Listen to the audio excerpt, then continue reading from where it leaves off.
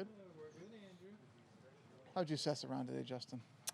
Yeah, I played well. I'm not very pleased with the finish of the last 6 holes. I would have liked to at least got something.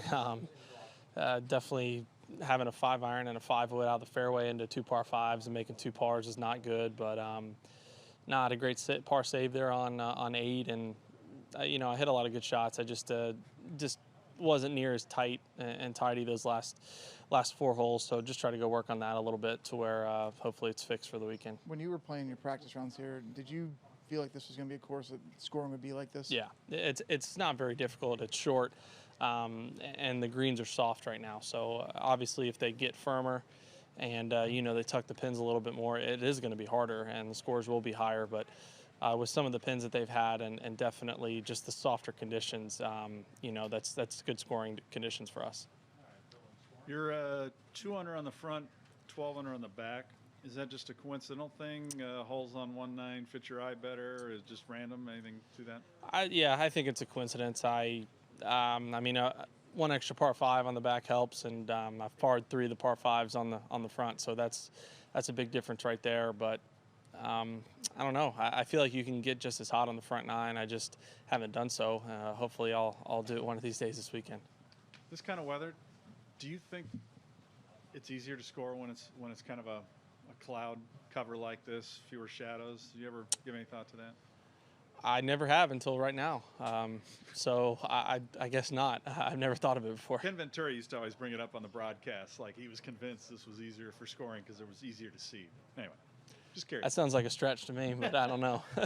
You mentioned yesterday about kind of halfway through the round getting a better handle on your putting. Mm-hmm. Is that something that you take a lot of pride in right now? I know you started working with John and you guys focused on reading greens. Do you take pride in that? I do. That's kind of what we talked about. I called him on the way home, and he said that. He's like, I'm proud of you. That was a big day. I feel like there's many times where I've had a front 9 like that in the past where I'm maybe not putting poorly. I'm making nothing, and then I continue to do that on the back instead of continuing to try to feel like I can make everything and stay in my process and start making some putts. So days like yesterday were huge for me, for mentally and both scoring wise, obviously. But I feel like I know there's going to be plenty of times and many times this year where I don't have stuff like that happen. I'm not just going to be able to flip a switch and it happens on the back 9, but I feel like I put myself in a better frame of mind and have a better understanding of what's going on to where I can do that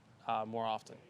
Kind of applies to what happened on Thursday with Roy. I don't know if you saw it, but when was the last time, if ever, have you broken a club in a PGA Tour round? U.S. Open on Sunday. This year's U.S. Open? Yeah, when I did it in the scoring tent. I snapped it over my knee. Do you feel better after you do that? 100%. Yeah, I wanted to do it on the green, but I waited. I could have broken every single thing I looked at in sight after finishing bogey double.